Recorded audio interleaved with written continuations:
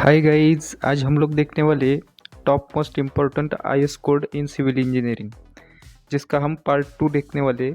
हमने पिछली वीडियो में पार्ट 1 देखा।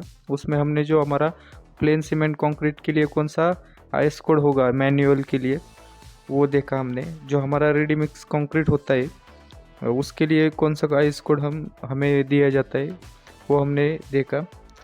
जो हमारा सैम्पलिंग और टेस्टिंग का जो सैंपल हम लेते हैं उसके लिए हमें कौन सा आईएस कोड दिया जाता है वो भी हमने पिछली वीडियो में देखा है। जो हमारा बार बेंडिंग होता है या जो आरसीसी रेनफोर्समेंट में जो हमारा स्टील का बार लगेगा वो किस हिसाब से लगता है, वो जो आईएस कोड होता है हमने पिछली वीडियो में कवर किया है। आज हम देखने वाले IS code for brick work के लिए। नेक्स्ट हम देखेंगे जो हमारा कंक्रीट मेसोनरी होता है उसके लिए जो हमारा यूनिट्स और स्पेसिफिकेशन कौन सी कोड में दिए जाते हैं वो कोड देखेंगे। नेक्स्ट जो होगा हमारा वो होगा हमारा जो मोर्टर होता है हमारे मेसोनरी का, तो किस तरह से प्रिपेयर किया जाता है उसके लिए जो हमारा आईएस कोड होगा वो हम देखेंगे। जो हमारा नेक्स्ट होगा वो हमारा जो एक्सटर्नल रेंडरिंग के लिए जो हमारा आईएस कोड होगा या हमारा जो एक्सटर्नल प्लास्टर होता है उसके लिए हमारा कौन सा आईएस कोड दिया जाता है वो भी हम देखेंगे। जो हमारा मेथड्स ऑफ मेजरमेंट होता है बिल्डिंग के लिए जो हमारे सिविल इंजीनियरिंग में उसके लिए हमें कौन सा आईएस कोड यूज़ किया जाता है वो हम देखेंगे। जो हमारा एंटी टर्माइट ट्रीटमेंट होगा, जो हमारा बिल्डिंग में एंटी टर्माइट ट्रीटमेंट हम किस तरह से करेंगे उसका जो आईएस कोड होगा वो आज हम इस वीडियो में कवर करने वाले हैं। तो चलिए शुरू करते हैं। उससे पहले प्लीज़ गाइस चैनल को सब्सक्राइब कीजिए, लाइक कीजिए, ज़्यादा से ज़्यादा लोगों को शेयर कीजिए और अच्छा सा कमेंट कर दीजिए। चलिए शुरू करते हैं आज की वीडियो। तो चलिए शुरू करते हैं।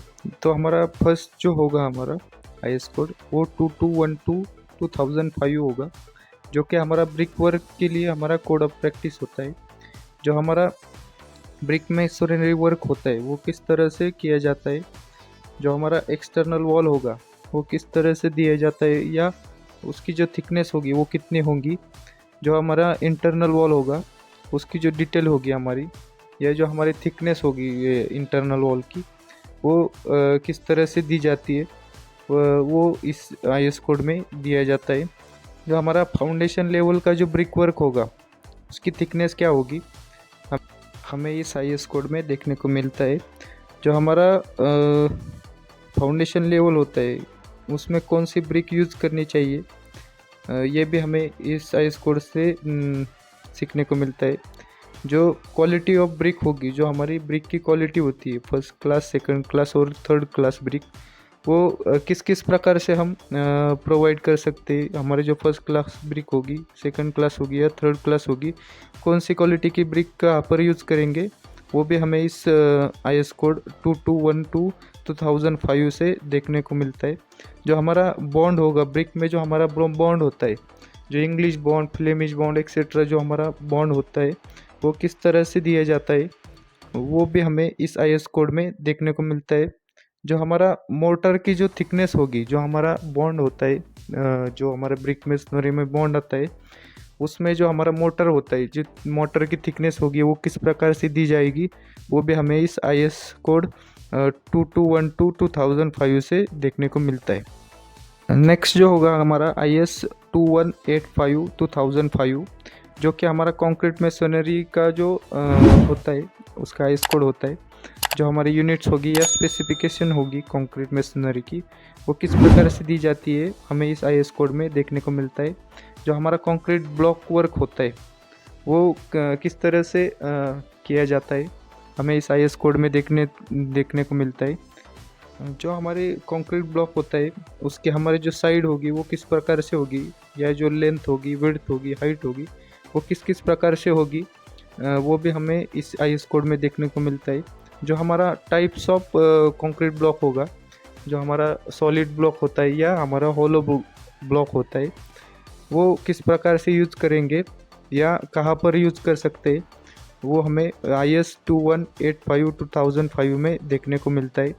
जो हमारा बॉन्ड होगा, जो हमारा कंक्रीट ब्लॉक में जो हमारा बॉन्ड होगा या थिकनेस होगी या जो हमारा मोटर होगा उसमें हमारी जो वाटर की क्वांटिटी कितनी होगी हमें इस आईएस कोड में देखने को मिलता है। जो हमारा सीमेंट और केमिकल होगा जो हम यूज़ करते कंक्रीट ब्लॉक को जोड़ने के लिए, उस वो किस तरह से होगा या कौन सा मटेरियल यूज़ करेंगे, वो भी हम इस IS कोड में देख सकते हैं। जो हमारा वाटर सीमेंट रेशियो होगा, जो मोटर होता है या केमिकल होता है हमारा कंक्रीट ब्लॉक को जोड़ने का, वो किस तरह से होगा, या जो कंप्रेसिव स्ट्रेंथ होगी वो कितनी रहेगी या क्या रहेगी, हम इस IS कोड में देख सकते हैं। आगे जो होगा हमारा IS 2250/2005, उसमें जो होगा हमारा जो प्रिपरेशन होती है हमारे जो मशीनरी मोटर्स की होती है, मोटर की जो हमारी प्रिपरेशन होगी वो किस तरह से होगी वो हमें दिया जाता है। या जो हमारा ग्रेड ऑफ मोटर होगा, मोटर का जो ग्रेड होता है हमारा, या किस प्रोपोर्शन में हमारा सीमेंट और सैंड लगेगा, वो हमें इस IS कोड में देखने को मिलता है। जो टाइप ऑफ सीमेंट होगा या जो केमिकल होगा हमारा, किस प्रकार का केमिकल हम यूज़ कर सकते हैं, या जो हमारा वाटर सीमेंट रेशियो होगा या वाटर केमिकल रेशियो होगा, वो हम इस IS कोड में देख सकते हैं। जो हमारे स्ट्रेंथ होगी, जो हमारे मोटर होगा या मशीनरी वर्क में जो हमारे स्ट्रेंथ आएगी, वो किस प्रकार से आएगी, किस तरह की होगी, वो हम IS 2250/2005 में देख सकते हैं। जो हमारा एक्सटर्नल वॉल होगा और जो इंटरनल वॉल होगा, उसके लिए अलग अलग रहने वाला है, वो किस प्रकार से होगा वो भी हमें इसमें मेंशन किया होता है। जो हमारी प्लिंथ लेवल होती है, उसके लिए जो हमारा स्ट्रेंथ होगा वो कितना रहेगा, या जो हमारा सीमेंट मोटर या लाइम मोटर वो किस तरह से होगा, वो हमें इस IS कोड में देखने को मिलता है। नेक्स्ट जो होगा हमारा 2402/1963 IS कोड होगा।